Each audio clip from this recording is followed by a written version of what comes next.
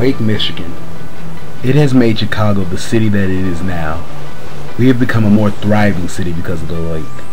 We have become a more healthy city because of the lake. We have become a more arrogant city because of the lake.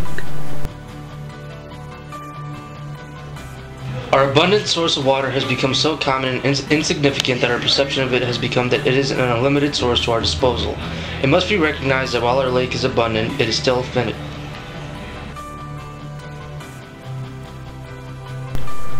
The Metropolitan Planning Council, or MPC, has been around since 1934 in order to shape Chicago into a more prosperous and sustainable region.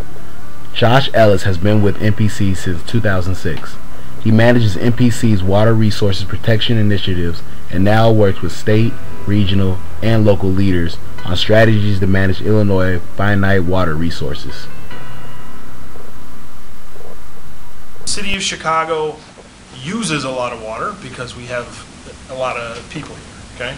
We have an old infrastructure system, we have old pipes, okay? They were installed, many of them were installed after the fire that destroyed the city. Many of the pipes are 100 years old, some are older than that, and a 100-year pipe starts to leak. And we do have some problems here in the city with leakage from pipes, okay? The city government is trying to replace those, but it takes time. The other big problem we have here in Chicago with our water is stormwater management. When it rains, there's a lot of water that runs off the streets and into the sewer. Most people don't think of that as being a water supply problem, but it really is. Because of the rules with our Lake Michigan water, all that rain, before we reversed the Chicago River, all that rain would have flowed into the lake eventually. So all that rain that now goes into the sewer and heads off the other direction counts as water we took out of the lake, right? So between the leakage from the system and this stormwater loss that counts as water we took out of Lake Michigan, but of course we never used it for anything, we do lose a tremendous amount of water. The stormwater portion is approximately 500 million gallons per day on average, okay? That's a lot of water. Yeah. Okay? That's as much as all of the suburbs consume in groundwater in a day. Twice as much, sorry. It's a lot of water, okay? And the leakage is, I'm not sure how much, tens of millions of gallons a day, right? Lots of water. And that doesn't include any leaks in your house, in your store, in your factory, whatever. Now, do we leak or waste or lose more or less than other cities? I don't know.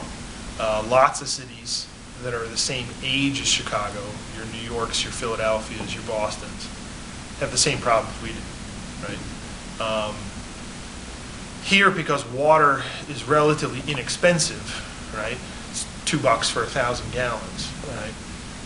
That creates this other problem of, you only fix the pipe when you're going to save more by fixing it than you spent on fixing it, right? In a place like Phoenix or a place like Las Vegas, where the water's a lot more expensive, right? It makes sense a lot sooner to fix the pipe than it does here. The process of fixing pipes in Chicago is a grueling one that will take up an enormous amount of time. While time may be something that is out of our immediate control, there are still ways to increase revenue from fixing these pipes. Instead of wasting our money on purchasing bottled water, we can be paying the city for their tap water. I was in the store the other day in the Dominic's up on Chicago Avenue, and I heard this argument between a couple people behind me. It was, looked like college-age students, and they were buying adult beverages for a party that they were having, right? And it's important to stay hydrated when you're consuming alcohol. So they were having this argument over whether to buy some bottled water or just to use the tap water. And I would go with the tap water, and that's what one of the girls was saying. The tap water's fine. It's healthy. It's probably healthier than the bottled water. And she's absolutely right.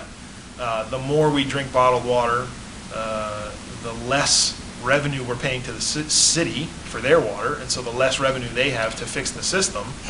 And then the less they have to improve the system, right? So.